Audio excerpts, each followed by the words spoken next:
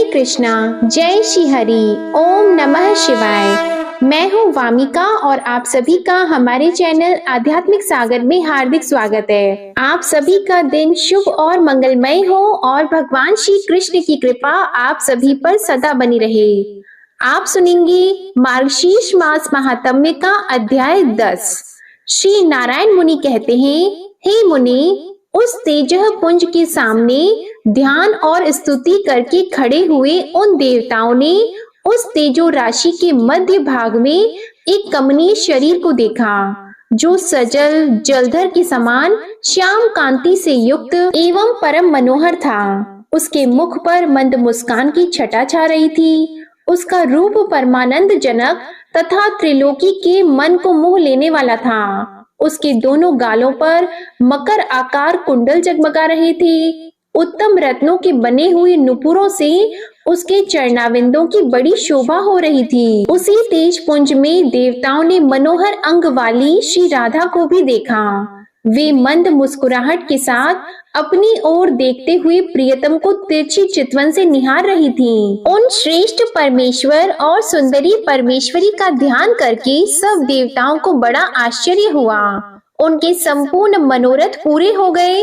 अतः अब उन देवताओं ने पुनः भगवान की स्तुति आरंभ की। ब्रह्मा जी बोले, परमेश्वर, मेरा चित्त रूपी भ्रमर आपके चरणाविंद में निरंतर प्रेम भक्ति पूर्वक भ्रमण करता रहे।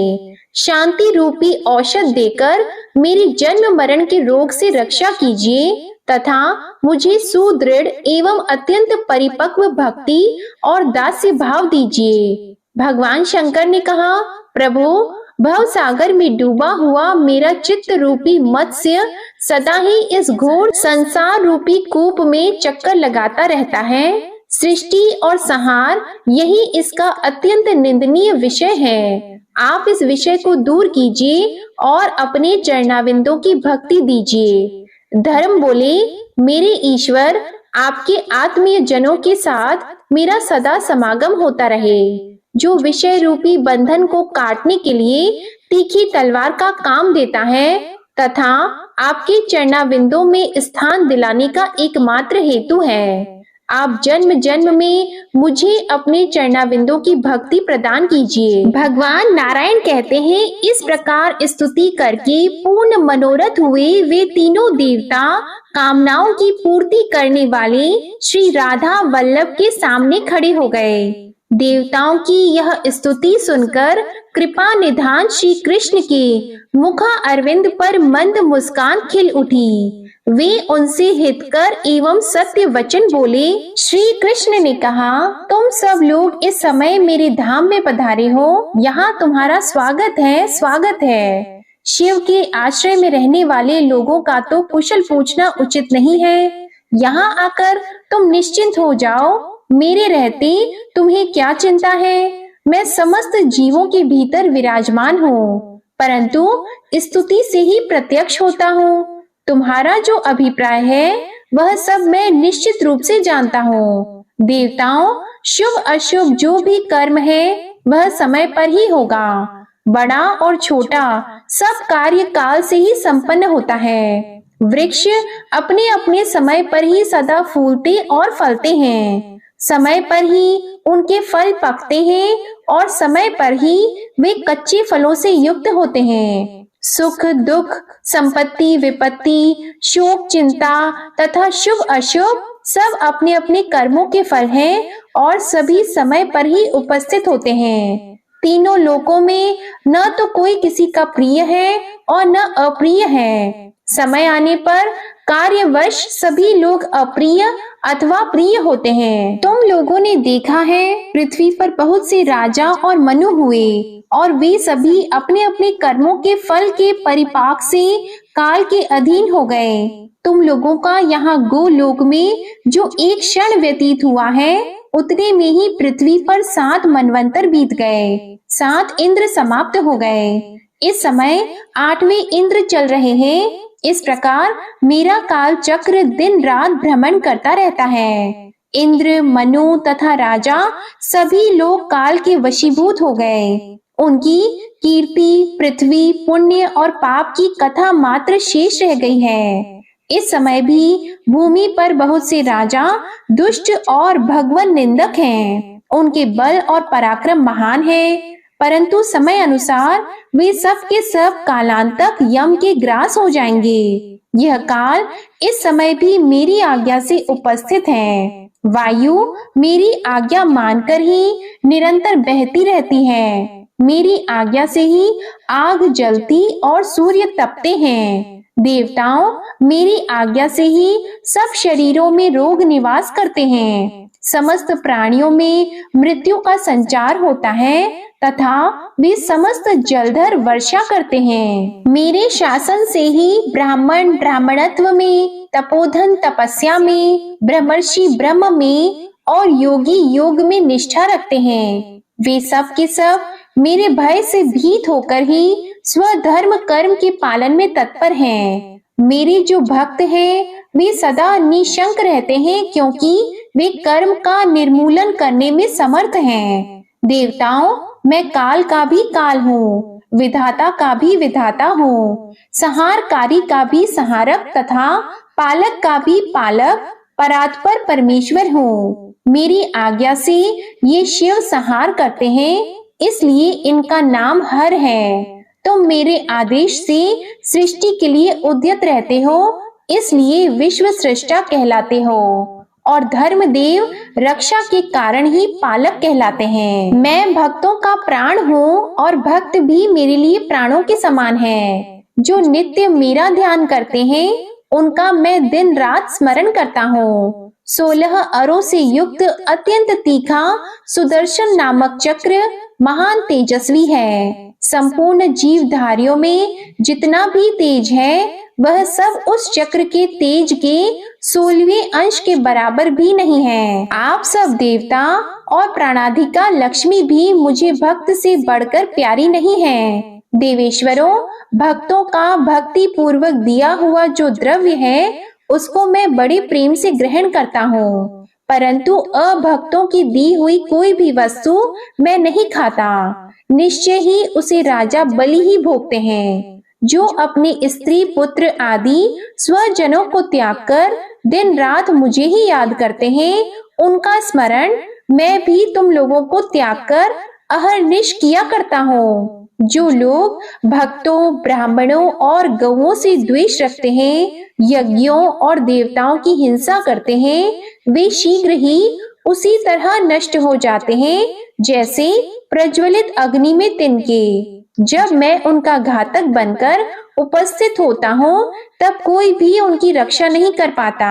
देवताओं मैं पृथ्वी पर जाऊंगा, अब तुम लोग भी अपने स्थान को पधारो और शीघ्र ही अपने अंश रूप से भूतल पर अवतार लो। ऐसा कहकर जगदीश्वर श्री कृष्ण ने गोपों और गोपियों को बुलाकर मधुर, सत्य एवं समयोचित बातें कही। गोपों और गोपियों सुनो, तुम सबके सब नंद राय जी का जो उत्कृष्ट व्रज है वहां जाओ, उस व्रज में अवतार ग्रहण करो। राधिके तुम भी शीघ्र ही वृषभानु के घर पधारो। वृषभानु की प्यारी स्त्री बड़ी साध्वी है, उनका नाम कलावती है। वे सुबल की पुत्री हैं और लक्ष्मी के अंश से प्रकट हुई हैं। वास्तव में वे पितरों की मानसी कन्या हैं तथा नारियों में धन्या और मान्या समझी जाती हैं। पूर्व काल में दुर्वासा के शाप से उनका व्रज मंडल में गोप के घर में जन्म हुआ है। तुम उन्हीं कलावती की पुत्री होकर जन्म ग्रहण करो। अब शीघ्र नंद व्रज में जाओ। हे कमलाननी, मैं बालक रूप से वहां आकर तुम्हें प्राप्त करूंगा। हे राधे, तुम मुझे प्राणों से भी अधिक प्यारी हो और मैं भी तुम्हें प्राणों से भी बढ़कर प्यारा हूँ। हम दोनों का कुछ भी एक दूसरे से भिन्न नहीं है, हम सदैव एक रूप हैं। मुने यह सुनकर श्री राधा प्रेम से विह्वल होकर वहां रो पड़ी और अपने नेत्र चकोरों द्वारा श्री हरि के मुख चंद्र की सौंदर्य सुधा का पान करने लगी। गोपों और गोपियों, तुम भूतल पर श्रेष्ठ गोपों के शुभ घर घर में जन्म लो। श्री कृष्ण की यह बात पूरी होते ही वहां सब लोगों ने देखा एक उत्तम रथ वहां आ गया। वह श्रेष्ठ मणि रत्नों के सार तत्व तथा हीरक से विभूषित था।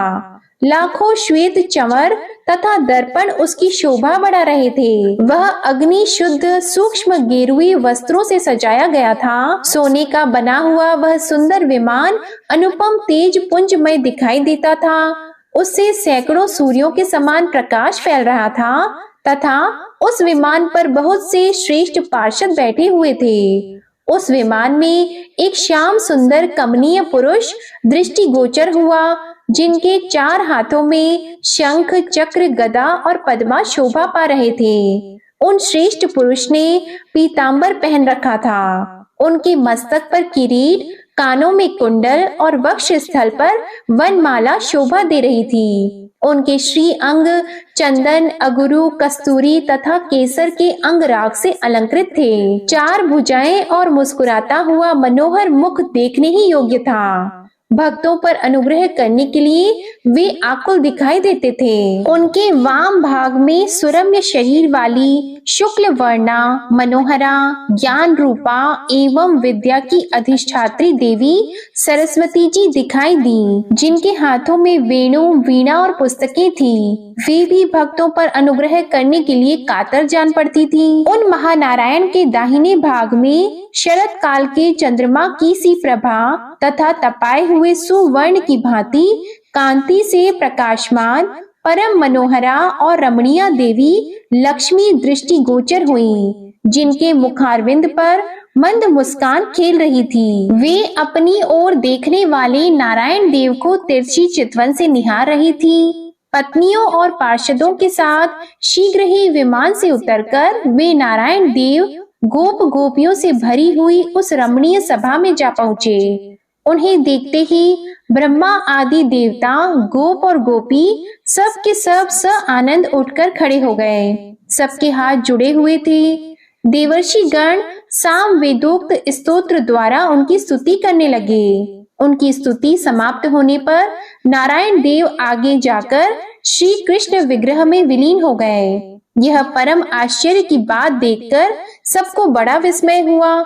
इसी समय वहां एक दूसरा सुवर्णमय रथ आ पहुंचा। उससे जगत का पालन करने वाले त्रिलोकीनाथ विष्णु स्वयं उतरकर उस सभा में आए।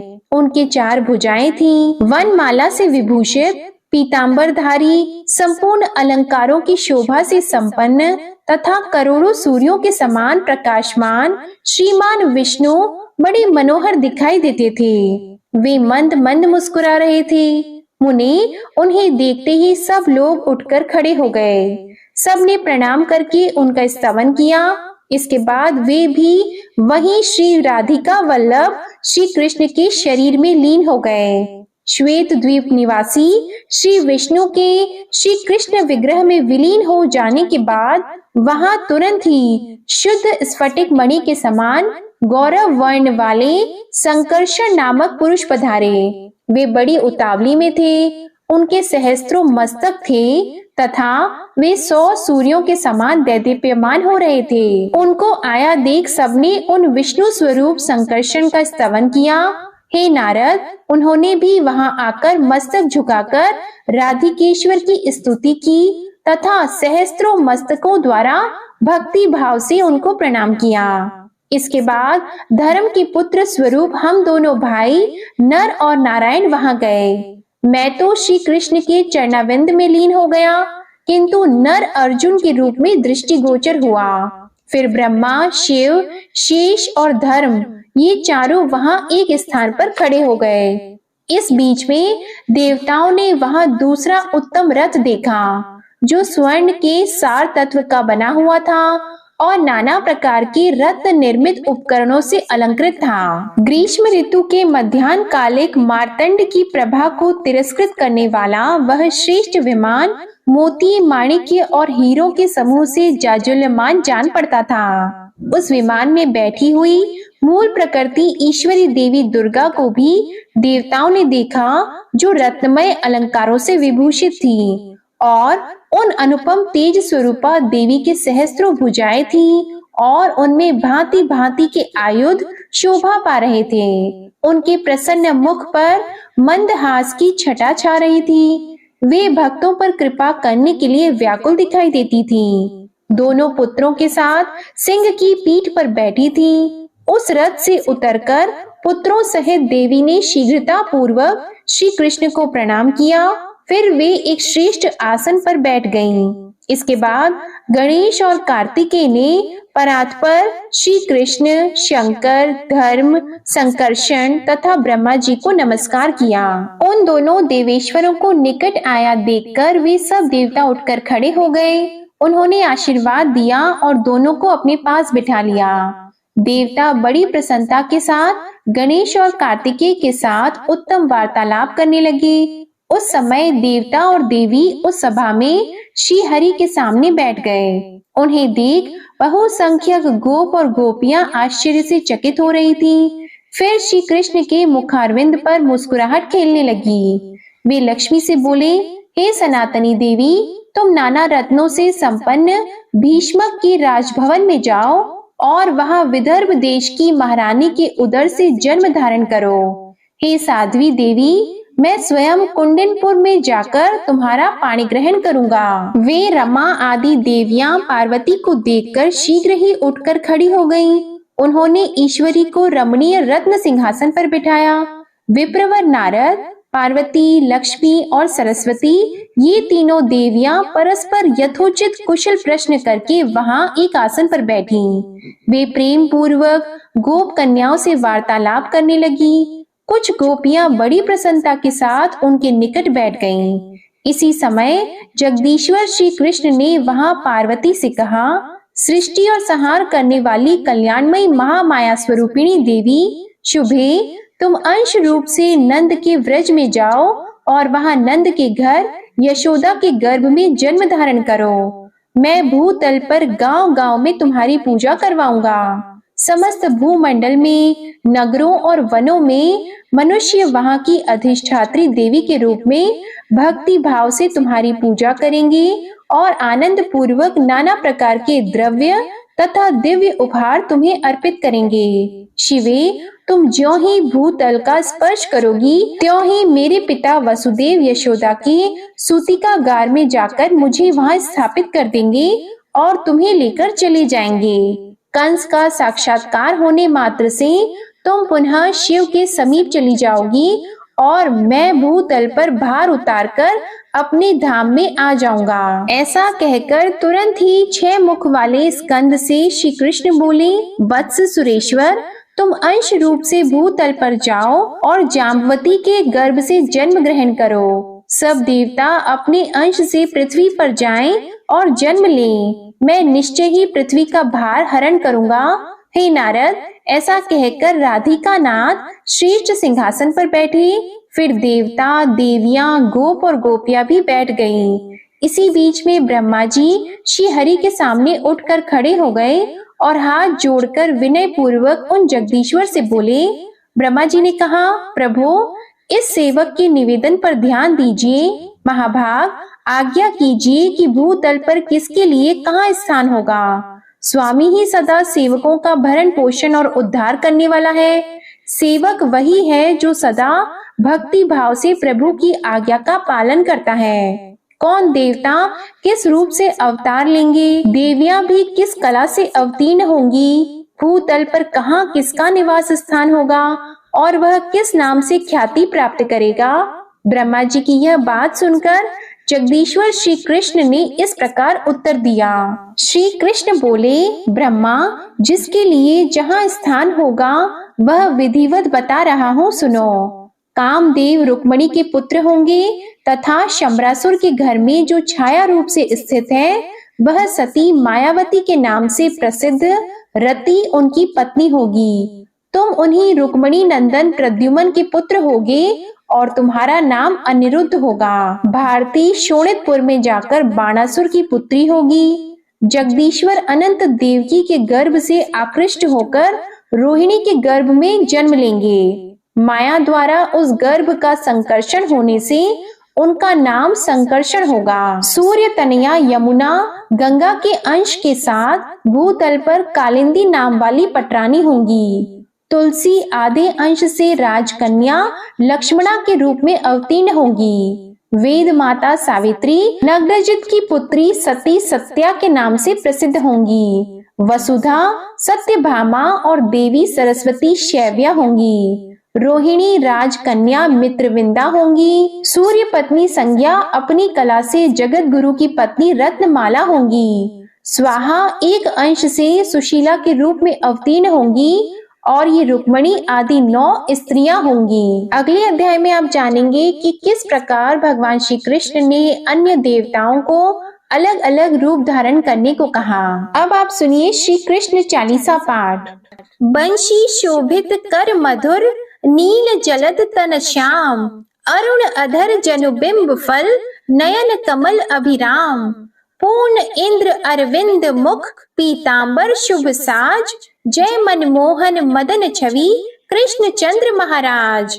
जय यदुनंदन जय जगवंदन, जय वसुदेव देवकी नंदन, जय यशोदा सुत नंद दुलारे, जय प्रभु भक्तन की द्रुग तारे। जय नट नागर नाग नथैया, कृष्ण कन्हैया धीनु चरैया। पुनि नख पर प्रभु गिरिवर धारो, आओ दीनन कष्ट निवारो। वंशी मधुर अधर धरि टेरो, होवे पूर्ण विनय यह मेरो। आओ हरि पुनि माखन चाखो, आज लाज भारत की राखो। गोल कपोल चिबुक अरुणारी, मृदु मुस्कान मोहिनी डारी। राजित राजीव नयन विशाला, मोर मुकुट वैजंती माला। कुंडल श्रवण पीत पट आछी, कटी किंकिणी काचनि काछी। नील जलज सुंदर तनु सोहे, छबि लखि सुर नर मुनि मन मोहे। मस्तक तिलक अलक घुंघराले, आओ कृष्ण बांसुरी वाले। करि पय पान पुत नहीं तारियो, अका बका का गासुर मारियो। मधुवन जलत अगिन तब ज्वाला, भय शीतल लखतहि नंद लाला। सुरपति जब ब्रज चढ़ साई, मूसर धार वारी वर्षाई। लगत लगत व्रज चहन बहायो, गोवर्धन नख धारी बचायो। लखी यशोदा मन भ्रम अधिकाई, मुख मंद 14 भुवन दिखाई। दुष्ट कंस अति उधम मचायो, कोटि कमल जब फूल मंगायो। नाथी कली यहीं तब तुम लीन है, चरण चिन्ह दे निर्भय कीन है। करि गोपिन संग रास विलासा, सबकी पूर्ण करि अभिलाषा। केतिक महा असुर संहार्यो, कंस ही केस पकड़ी दे मारियो। मात पिता की बंदी छुड़ाई, उग्रसेन कह राज दिलाई। महिषी मृतक छहो सुत लायो, मातु देव की शोक मिटायो। भौमासुर मुर दैत्य सहारी, लाए 68 सहस कुमारी। देवी मही तृण चीर सहारा, जरा सिंधु राक्षस कहि मारा। असुर बकासुर आदिक मारियो, भक्तन के तब कष्ट निवार्यो। दीन सुदामा की दुख टारियो, तंदुल 3 मूठ मुख डारियो। श्री कृष्ण चालीसा समाप्त होती है। प्रेम से बोलिए भगवान श्री कृष्ण की जय। आपको ये कथा पसंद आए तो प्लीज वीडियो को लाइक करके चैनल को जरूर सब्सक्राइब करिएगा और कमेंट में भगवान श्री कृष्ण की जय भी लिखिएगा। इसी के साथ आज आप हमारे चैनल पर सोमवार की व्रत कथा भी जरूर सुनिएगा। जय श्री राधे कृष्णा।